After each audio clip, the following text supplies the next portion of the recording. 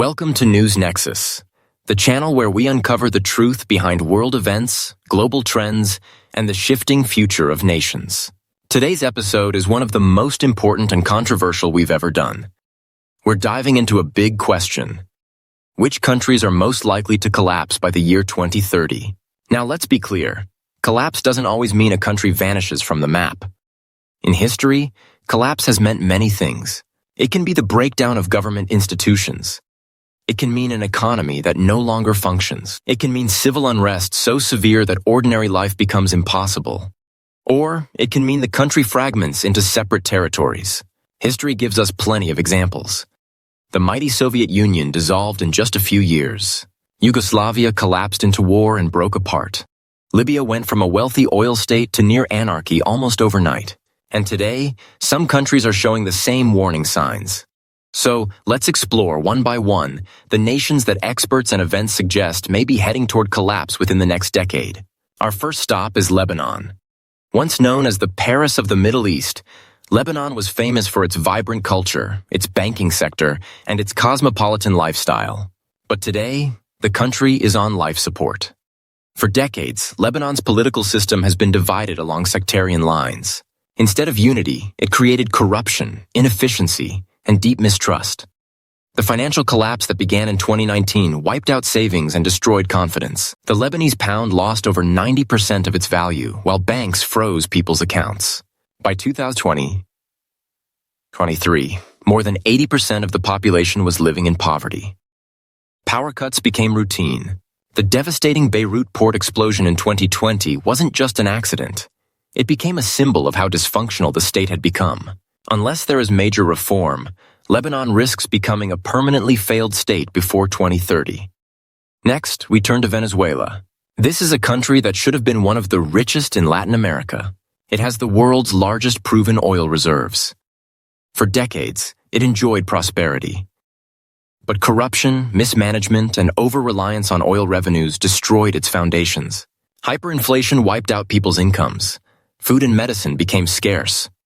More than 7 million Venezuelans have fled the country, creating one of the world's largest refugee crises. Though the government still holds power, its institutions have collapsed. Daily survival has replaced the promise of prosperity. Without radical change, Venezuela will remain in a state of near collapse well into the next decade. Now, let's look at Afghanistan.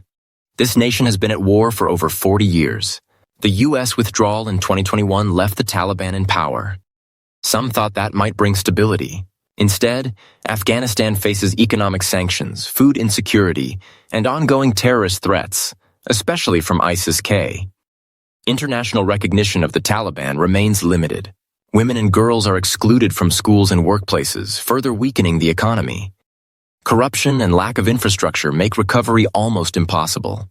If nothing changes, Afghanistan risks deeper isolation and greater dysfunction by 2030. Sudan is in crisis today. A brutal civil war has erupted between rival military factions. Entire neighborhoods in Khartoum and other cities have been destroyed. Millions of people have been displaced, fleeing violence and famine. Sudan has known decades of dictatorship, sanctions, and civil conflict. But today's war could be the breaking point. If it continues, Sudan may fragment further, with no functioning government by 2030. Another fragile nation is Yemen.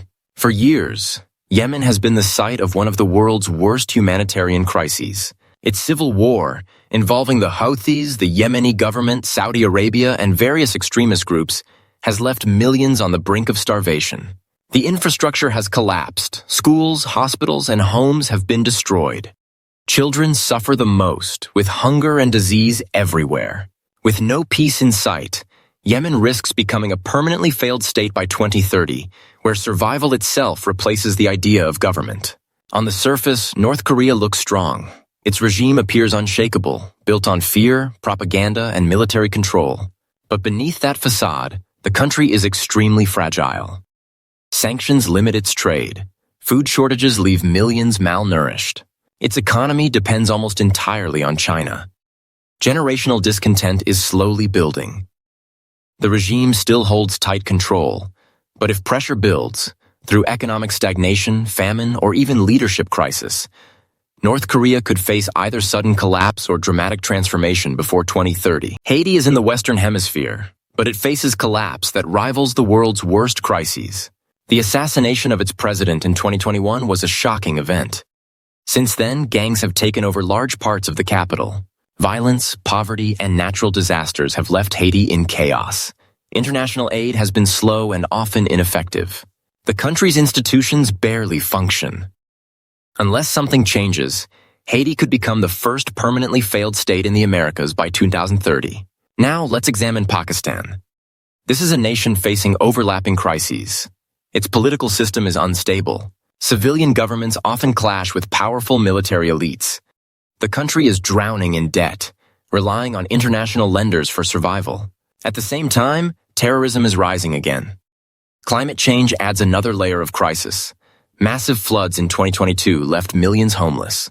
Pakistan is a nuclear-armed state with over 240 million people. If it suffers collapse, the consequences would affect not just South Asia, but the entire world.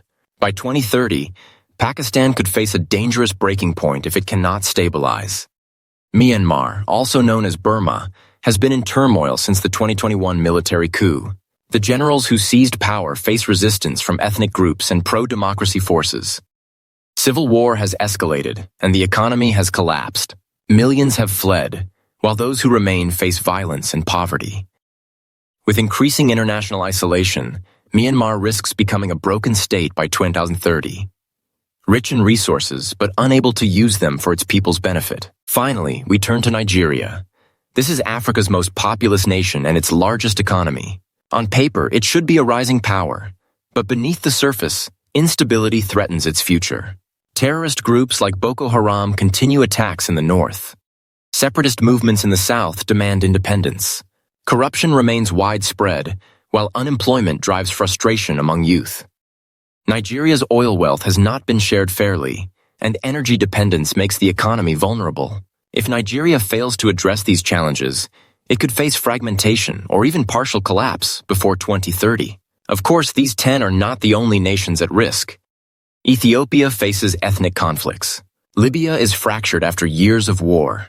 Even some developed nations, burdened with debt, polarization, and weak institutions, may struggle with stability in the coming years. History has shown us that collapse can happen faster than anyone predicts. So, what can we learn from all this? Collapse is rarely sudden. It builds slowly, through years of corruption, inequality, and mismanagement. But when the breaking point arrives, it feels like it happened overnight. The real question is this: will the world stand by as these nations fall deeper into crisis? Or will international cooperation, reform, and resilience give them a chance to survive? By 2030, the map of functioning nations may look very different from today. Thank you for joining me on News Nexus. If you found this breakdown insightful, make sure to like this video, share it with others, and subscribe for more deep dives into the world's biggest issues. And here's my question for you. Which country do you think is most at risk of collapse, and why? Share your thoughts in the comments below. Your perspective could spark the next big discussion on this channel. Until next time, stay informed, stay aware, and keep questioning the future.